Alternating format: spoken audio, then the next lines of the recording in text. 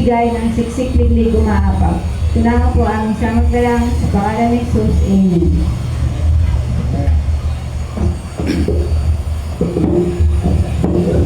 Hindi po tayong tumayo ang kapatid bilang paggalang sa pagbabasa ng salita ng Panginoon. Ganito pong sinasabi sa mga Hebreyo, Kapitulo 10, sa mga talatang 24 hanggang 25. Ganito pong sinasabi, mga kapatid, sikapin din nating gisingin ang damdamin ng bawat isa sa pagmamahal sa kapwa at sa paggawa ng mabuti. Huwag nating kaliligtaan ang pagdalo sa ating mga pagtitipon gaya ng kasanayan ng iba. Sa halip, palakasin natin ang loob ng isa't isa, lalo na ngayong nakikita natin malapit na araw ng Panginoon. Purihin po ang Panginoon sa pagkabasa ng kanyang banal na salita. Makakatulog po tayo. Handa na po ba kayo, mga kapatid? Handa na po ba tayo makinig ang salita ng Panginoon? Amen. At ngayon po ay atin pong pakinggan ng buong puso ang lalaking ititindig ng Panginoon dito po sa ating harapan para po sa pagbabahagi ng kanyang banal na salita. Wala pong iba kundi ang ating kapatid na si Pastor Romel Roque. Salamat po natin. Maraming salamat po sa aking paring tunay, Pastor Emre Manuel. Hallelujah, hallelujah, Lord Jesus Christ. Nahalongkat ko po sa paon ang aking lumang bangko. Ang lumang Bible po na ito, hindi po nagkakamali. Ang bumili po nito nagbayad doon sa Philippine Bible League kung sa kami doon si Pastor Emre Manuel at nung tatay niya si Pastor Emmanuel, si Pastor Ray po bumili dito. Or NU King James Version English Tagalog. Bago po tayo dumako sa ating pong paksa ay announcement po muna. Patuloy po natin suportahan ang BCMC prayer meeting every Wednesday 6:30 ng gabi. Dito tayo may libreng hapunan pag naaga ng uwi si Kung si Hermina. Ang walang katapusan ng sarap ng adobo o kaya tinorang manok. Masarap po nun. Happy birthday po sa mga nagdiriwang ng kalakarawan. Sino nagbe-birthday? Happy birthday to you, Sister Morita. Si yung anak ni J.R. Di ba? Palakpak po natin ang ating music ministry. Mukhang natutuno na. Natutuno na. Maganda na. Kulang na lang sa sayaw. Kaya kasi para makuha mo yung beat, sayaw ka yung gano'n. May gano'n. Kaya nakikita ko Sister Morita, gumagano'n na yun. Medyo wag kang mahiya. Ituro mo para yung beat, gano'n. Magiging teacher kayo sa pagkawin. Ang ating pong BCMC San Leonardo Amihan Mission Service ay pinagpala sapagkat meron na tayo ngayong maraming Bible donor or inyo galing sa Project Philip ng Philippine Bible League. Ano? At marami po tayong papasahin, pangturo sa Sunday School, sa mga bata, pangturo, meron tayong tuturo doon. Ano? Nakatalig ko ito sa Miyerkules. Meron din tayong pang teenager, ayan, may pang adult. At meron tayong mga pang Sunday School. So hindi tayo mangangapa ng tuturo sapagkat yun ay mga textbook, mga librong ginawa para ituro at kung saan ay may open na tayo po ay makapag-recommenda doon na mag-aaral ng pagiging guro ng Philippine Bible League. Teacher talaga kayo. Kayo maging teacher kung mag-aaral ng school ng church, kayo maging teacher. At ito po ay pwedeng ikuha ng mga requirements ng DepEd.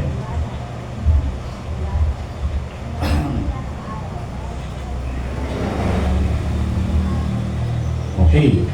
Ang pamagat po ng ating pagpasa ngayong araw na ito ay ang kahalagahan ng group chat. Mahalaga po ba ang group chat? Kailangan mo bang mag-meet kung napakarami mo ng group chat na sinasalihan dahil tulog ng tulog? Ano ba ang kasaysayan ng group chat? Bakit may group chat? Ang group chat ay nagsimula sa kasaysayan ng magkaroon ng grupo na ating kinasasaaniban, ang grupo Christian. The first history of the Christian group ay nagsimula sa panahon pa ni Jesus Christ. Sa panahon ng Old Testament ay meron pa rin group, may group, na kung saan ang bawat group na ito ay merong admin. Sa Old Testament, ang admin ng mga grupo ng Israelita na inilagay ng Diyos sa unang 5 aklat ay si Moses para maging group administrator ng grupo Israelite.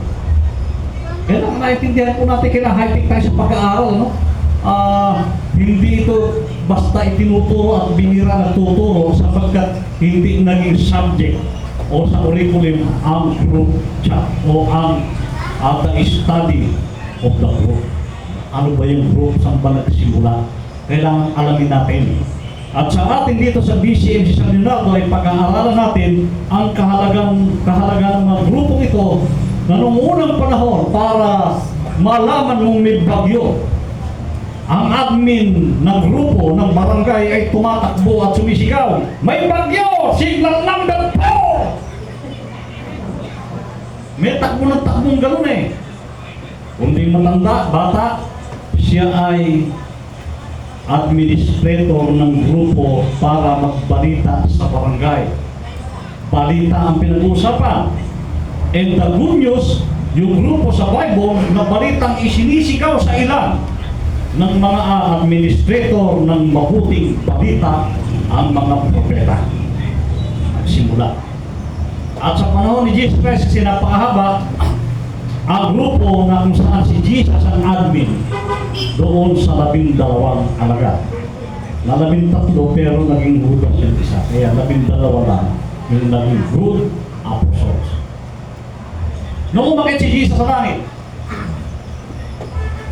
ay nagkaroon ng kanya-kanyang grupo ang 12. At nadagdagan ng mga apostol na tulad ni Pablo na naging group administrator ng mga kanyang lugar na sinulatan tulad ng mga tiga Galacia, tiga Roma at sa lahat pa ng nasa New Testament na kanyang sinulatan ay siya ang naging group administrator. Na kung saan ay naipaparating sa lahat ng kapatid ang kahalagahan ng mensahe ng grupo. Sa paglipas ng panahon, naging high technology na. Nagkaroon na ng cellphone, nagkaroon na ng group chat na hindi mo na kailangan puntahan o kailangan tumakbo ang messenger doon kay Sister Norita para ipaalam yung mabuting balita ni Konsihal Aminan. Sa group chat na.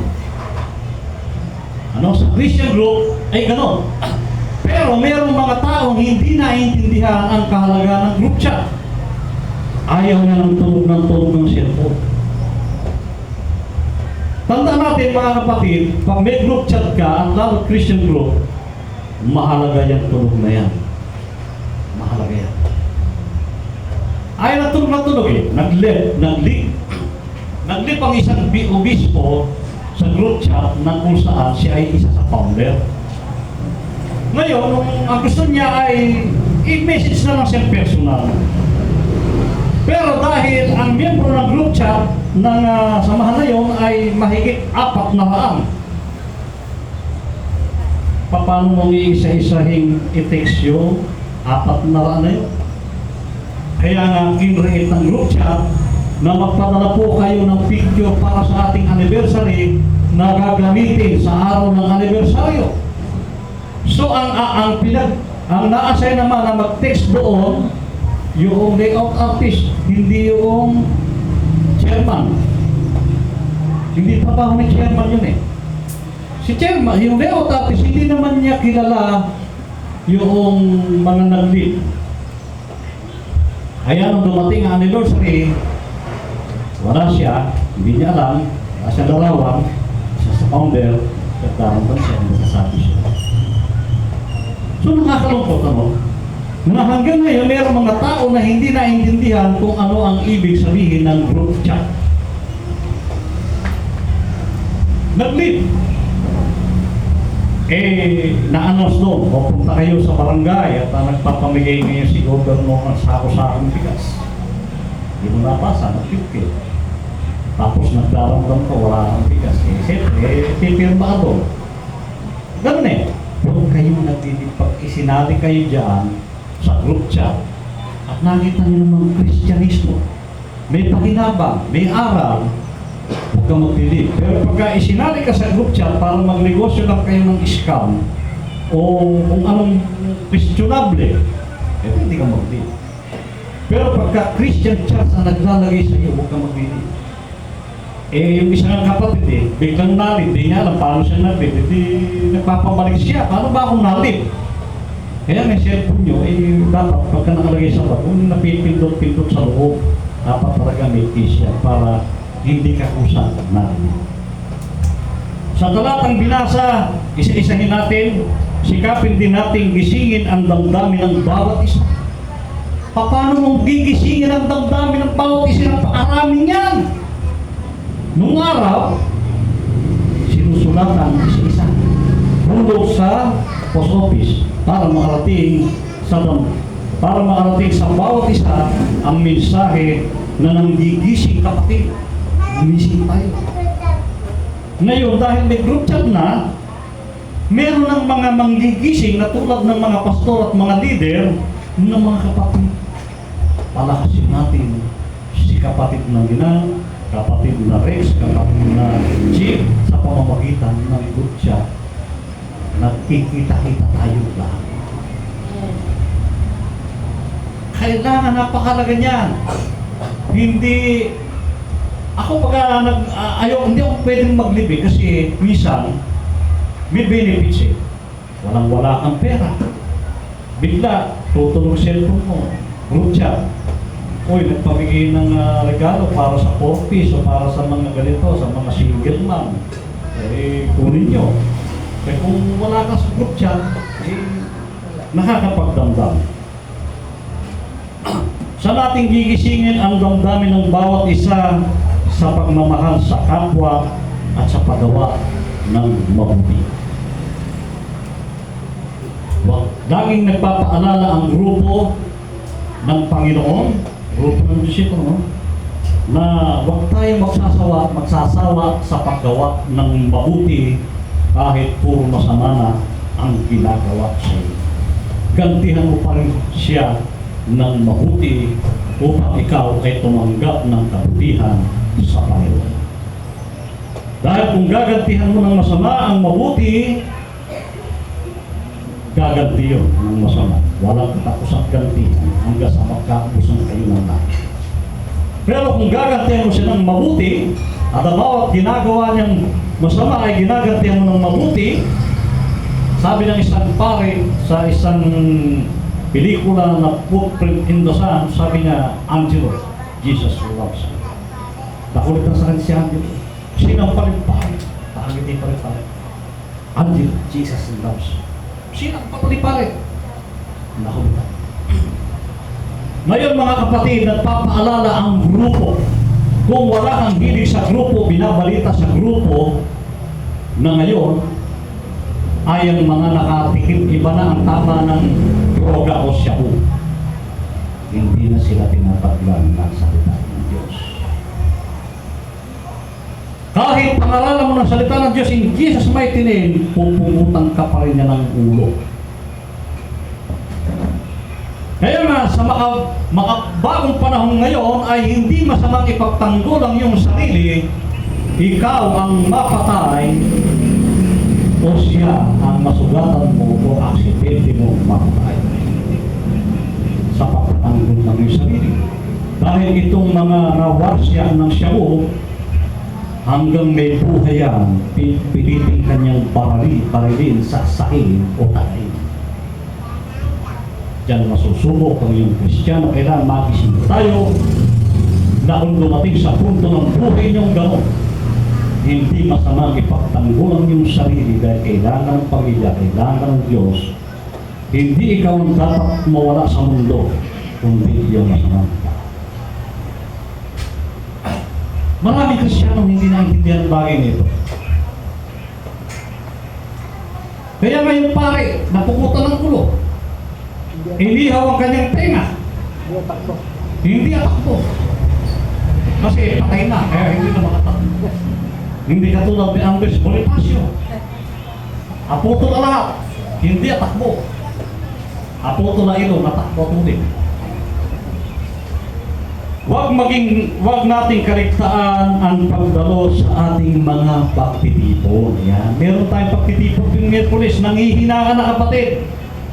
Dumalo ka ng linggo. Di lumakas yan, di ba? Tama naman eh, lumalakas ang iyong pananalig, pananampalataya, pagtitiwala sa sarili mo na kaya mo labanan ng mga problema dahil nakarinig ka na nagsalita ng Panginoon, na dineliver ng mensahe, ador ng Diyos, at ikaw ay lumakas. Ngunit pagsapit ng Lunes, Martes, Miyerkules, dahil may mga problema dumarating, ikaw ngayon ay nanghihina. Pero kapatid, meron tayong gawain ng Miyerkules ng gabi dito. Dumalo ka upang muli kang ma-recharge, upang muli kang lumakas. At kung hindi ka dadalo sa mga pagtitipon at kung kailan mo lamang maisipang dumalo, lagi kang manghihina.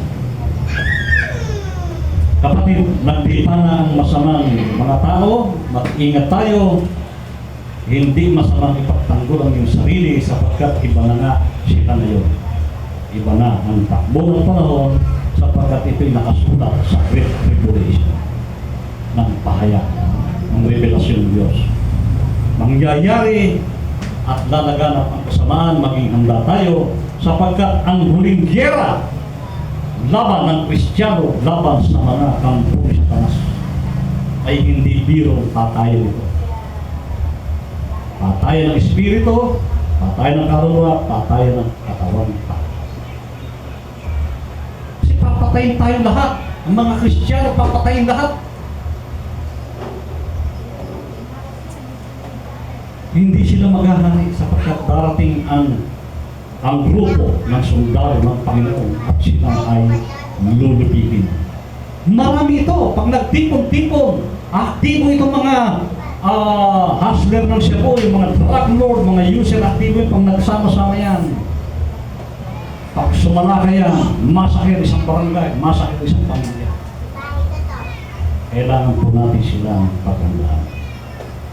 Gaya ng nakasanayan ng iba, ang pagdalo sa pagtitipon ay punong-puno ka dapat ng pag-aaral upang mapag-aralan mo kung ano ang dapat mong gawing solusyon sa iyong problema kinakaharap. Baka akala nyo wala akong problema. Baka akala nyo ako na siguro ang pinakamatinding sinapit ang problema, ang pagsubok ng Diyos na kung sa inyo nangyari baka makapatid kayo ng tao. Kung sa una ay iniwan ako ng asawa, nang ako'y magka-girlfriend ay harap-harap ang porotokan, kitang-kita ng dalawang mata. May nakahuli, may nakakita, masakit at halos saktan lahat. Kung walang Diyos, kung ako'y hindi dumalo sa gawain nung gabi na yun, pag-uri ko, kitang-kita ko, wala silang mga saklok. Baka kung sa'yo nangyari yun, nakapatay na. Pero dahil ako galing nga ako sa pagtitipon, Lord, pagsubok mo lang yun. Kahit anong pagsubok mo sa akin, salita mo. Amen. Ang mahalaga, buhay at masaya mga ako, ligtas. Kahit ngayon, nandiyan sa Ginabo Hospital, maganda rin pati yung hospital dyan, libre lahat, pagkain, x-ray, libre. Pero mali ba, Pastor? Ha? Pero mali. Yan lang, sa kanto. Dito lang daw sa may malapit sa Jollibee. Infirmary. Infirmary. Masalis daw sa Dito lang daw sa malapit sa Jollibee. Maraming pagsubok, pero kung hindi tayo dumadalo sa pagtitipon, ay walang lakas ng loob. Bakit ba pag dumalo ka ay dumalakas ang iyong maniniwala, ang iyong katawan, dumagaling ka. Pero pag hindi ka dumalo, nanghihina. Sa halip palakasin natin ang loob ng isa't isa sapagkat yung iba riyan nanghihina na. Ngunit salamat may konsihala mina na nagpapagamit sa Lord, ginagamit ang lugar nito, tayo at tipong-tipong. Palakpakan natin ang Lord. Ako ng ating kapatid. Na kung sino man yung nagsimula, na kitang-kita yung itsura, may babalik na kamukhang-kamukha niya. Sabi nga namin kay Pastor Henry, classmate ko kasi yan, may pagkitipong kami, may kita-kita siya Monday, Tuesday. Pag suotin mo na salamin, pagdamitin mo, pagdaan mo, siya. Golden. Siya talaga. Pati katawan, lobong-lobo. Pati puwet, muslong-muslo. Talagang malaki. Lalo na ngayon nakikita natin malapit na ang araw ng Panginoon. Hindi na biro ang nangyayari ngayon na hindi nangyari ngayon. Pwede pa natin sabihin na darating ang gera, magkakalindog sa lahat ng dako. Nangyari na noon yan. Pero yung tama ng adik ngayon, no, kasi mariwala lang, hindi ganyan. Matindi ngayon. At talagang pumapatay ng tao. Papatayin. Puro balita ngayon, pinatay yung asawa, pinatay yung anak, pinatay yung tatay. Hindi nangyari noon sa panahon na ngayon nangyari. Sapagkat nasa huling panahon na tayo ng pag-uusap. Nandito na tayo ngayon sa Great Tribulation time. Ang history ng group Starting Jesus ay nagpapatuloy sa pamamagitan natin at hindi natin dapat ito putulin. Hindi natin ito dapat pabayaan. At ang may pagtitipon dapat lagi nandiyan. Kahit anong ginagawa mo, kasi hirap na hirap kong bumangon tumayo, pumunta sa pagtitipon. Pero subukan mo pumunta sa pagtitipon, kaya pala nahihirapan kang bumangon at tumayo, merong nagpipigil sa iyo na ampon ni Satanas o masamang espiritu. Kaya pagbalik mo sa bahay, mamaya takot lahat ang masamang espiritu dyan. Wala kang nakaramdaman, kundi puro biyaya ng Diyos. Ang grupo ng mga iglesia ay dapat nating pagtulong-tulungan. Kung lumalago tayo, nagkakaroon tayo ngayon ng grupo ng mga Sunday school teacher, mga tagapagturo. Palagawin pa natin ito, suportahan natin. At kung meron kang alam na ituro, mag-testimony ka, pag may pagtitipon, at subukan mong buksan ang Biblia. Ako may Biblia. Pero pag nag-search ako, hindi rito Kasi po, madali doon kasi gusto nila may Biblia Kaya nga, sa Bible month ng AMNE, ang may dalang pinakalumang Biblia, may premium 1,000 o 2,000. Meron, nakita sa loob po. Meron ang lalaban. Ang grupo natin ngayon, mga kapatid, ano ba ang kalagayan? Kumusta kayo? Kumusta ang ating grupo? Masig na ba? O puno tayo ng panalangin?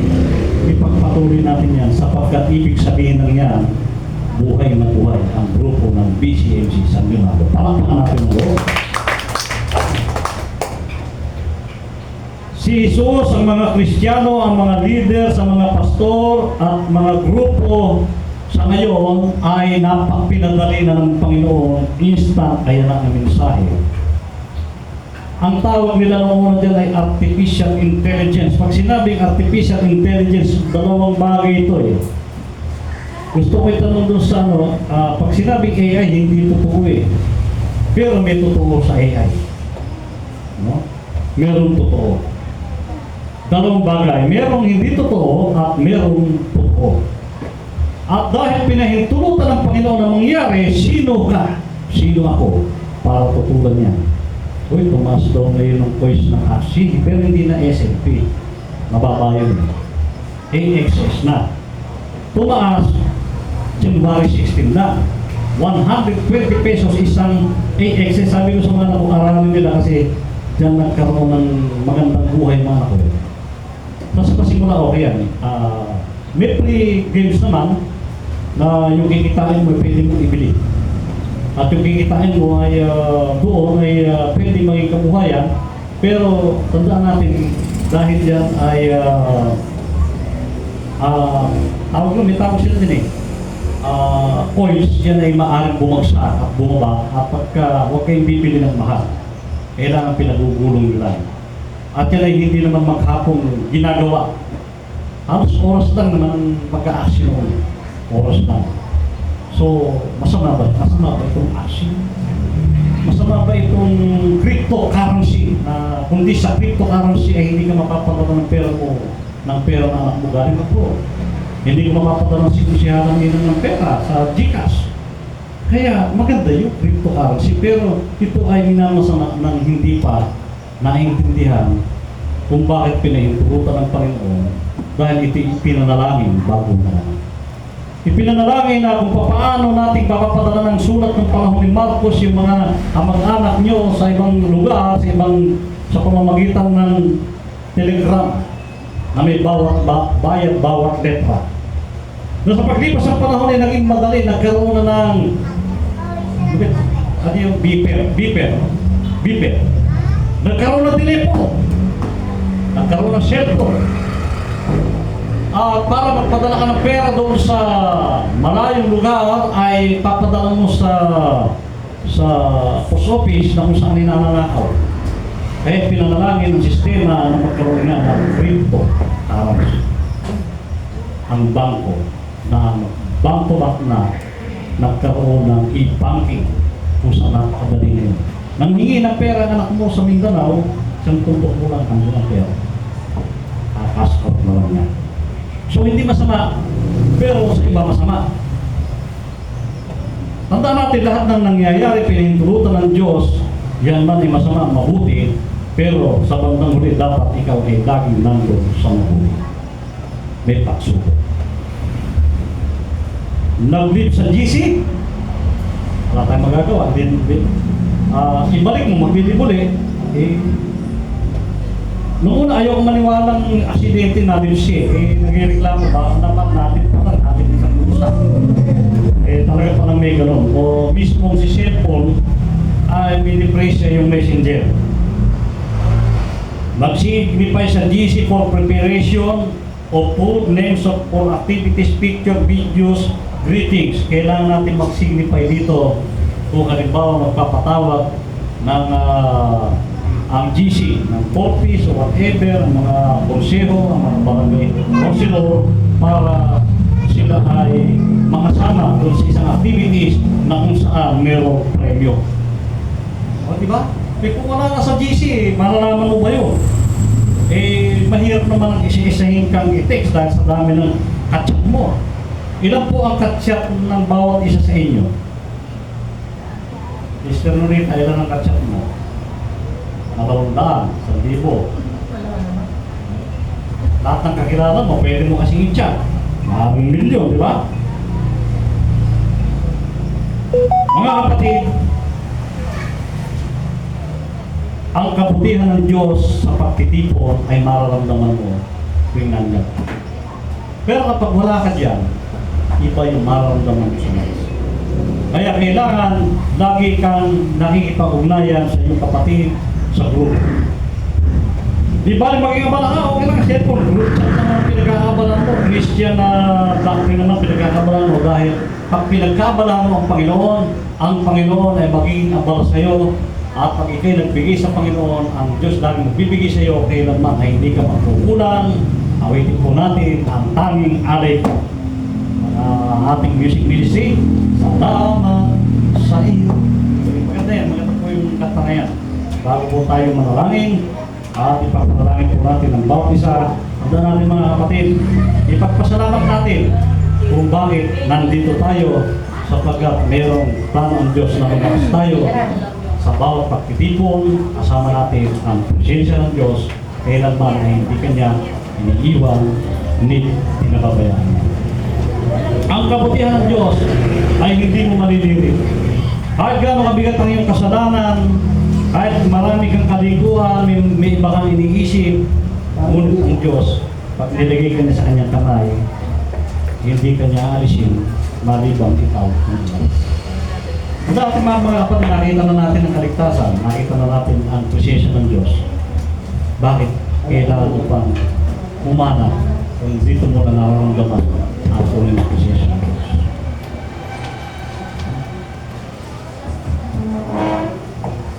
Tayo po yung mawit.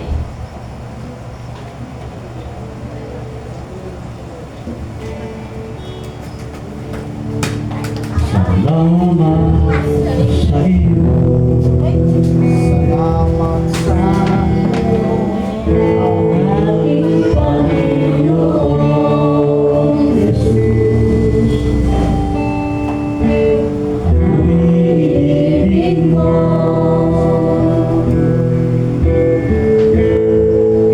At iyang tinulungan. Saan po natin tumayo?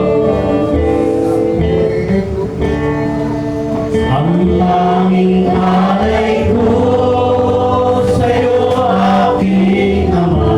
Aming Diyos na mga pangyarihan sa lahat. Salamat nga po, Panginoon, kami po ay narito sa pagtitipon nito. Salamat po na kami kapiling namin ngayon ng iyong mga presensya. Salamat, Panginoon, na pinalalakas mo kami sa pamamagitan ng aming pagdalo sa mga pagtitipon ko. Panginoon, tuloy pong napakadakila mo sa buhay ng bawat isa sa amin na sa kabila ng aming pagkukulang kapag kami dumalo sa iyong gawain, ipinararamas mo, Panginoon, sa bawat isa ang iyong dakilaan, ang iyong dakilang pag-ibig sa amin, na tunay nga po hindi nyo kami iniiwan, hindi pinatabayan. Panginoon, salamat sa grupong ito ng pagtitipon. Salamat sa buhay ng aming Pastor Henry, sa kay Crucial Minang, sa lahat ng pamilya ng Panginoon, sa pamilya din Noel Hernandez, Roque Family Manuel, Edgar Romano, Santos Dugan Family, Reyes Gamboa, Garcia Pangilinan, Alarapo Flores Navati, Navarro de Guzman, Laksamana, Lorenzo Alvarez, Seriaco Comunio Espinosa, Apang at sa lahat po ng pamilyang hindi napagay, Panginoon. Sa mga nanonood, Panginoon, salamat sa inyong buhay, patuloy na ipadama sa bawat isa sa amin ngayon sa pagtitipon ito. Ang iyong banal na basbas, ang iyong mapagpalang kamay sa ulan ng bawat isa sa amin. Iparamdam sa amin at ang arapat namin gawin sa aming pag-uwi, saan mo kami pumaroon, sa aming mga kinakaharap na suliranin, ano ang dapat namin gawin. Salamat, Panginoon, na pinakikita mo, ipinaririnig mo sa amin ang dinig kung ano ang sinasabi ng iyong banal na Espiritu na narapat namin gawin sa mga tao gumagawa sa amin ang hindi magagawa. Sa mga tao nagawa naman ang kabutihan, kami pa rin ang masama. Ang mga pinagkaramdaman na aming nasa buhay ng Panginoon, bigyan mo kami ng lakas, power of prayer, na sa pagpagitan ng aming panalangin, Panginoon, sa iyong pangalan, na ang lahat ng mga may sakit, gagaling.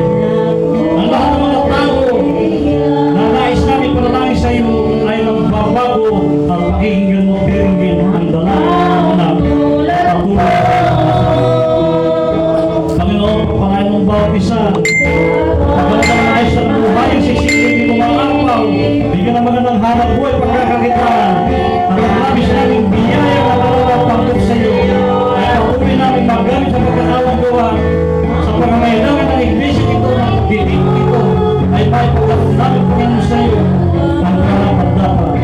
Upang ibabayo ko ito sa amin, Dr. Cryptic. At pakikita mo ang saya ng pagkakala.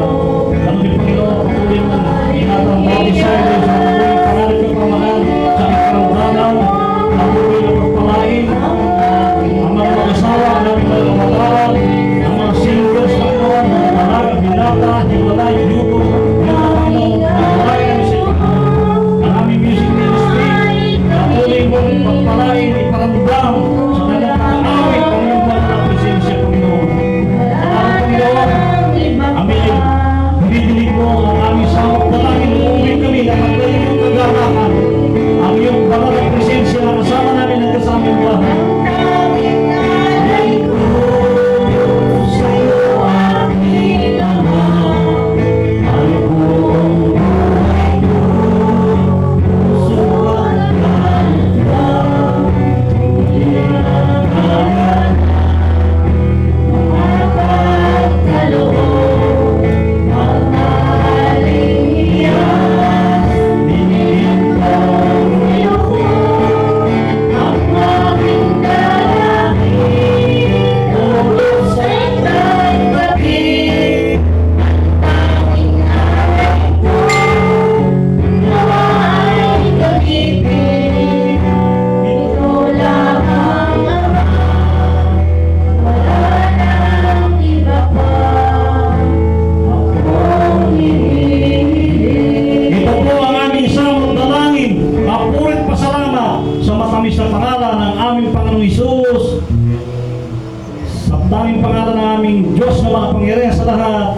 In Jesus' mighty name. At ngayon, tanggapin ninyo ang hindi malilit na pag-ibig ng Diyos na nagpapatawad ang inyong kasalanan sa pamamagitan ng pagtubos sa krus ng Kalbaryo. Paglayin nga ninyo ito sa inyong paghayo saan man kayo naroon ang tungkulin ninyo na sundin ang ipinag-uutos ng Panginoong Diyos na makapangyarihan sa lahat, lumanan ng langit at lupa, na gawin ninyong alagad ang lahat ng bansa, ang mananatiling tapat hanggang wakas, ipangangaral sa buong sanlibutan ang magandang balita tungkol sa kaharian ng Diyos upang magsilbing patutuo sa lahat ay darating ang wakas. At ngayon, sumainyo ang kanyang biyaya, pagpapala at kapayapaan ng puso at isipan mula ngayon at magpakailanman sa ngalan ng Ama, ng Anak at ng Espiritu Santo. Amen. Amen. Amen. Magkamayan po tayo bilang magkakapatid sa ating Panginoon.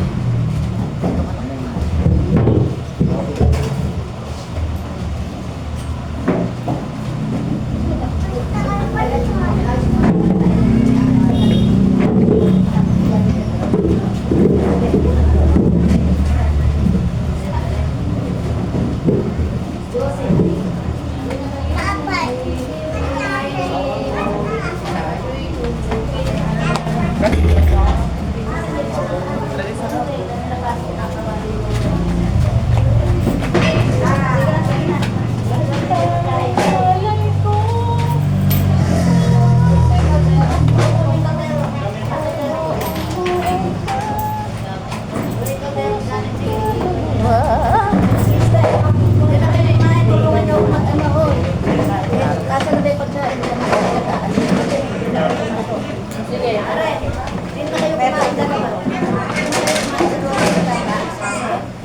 na kayo kumain.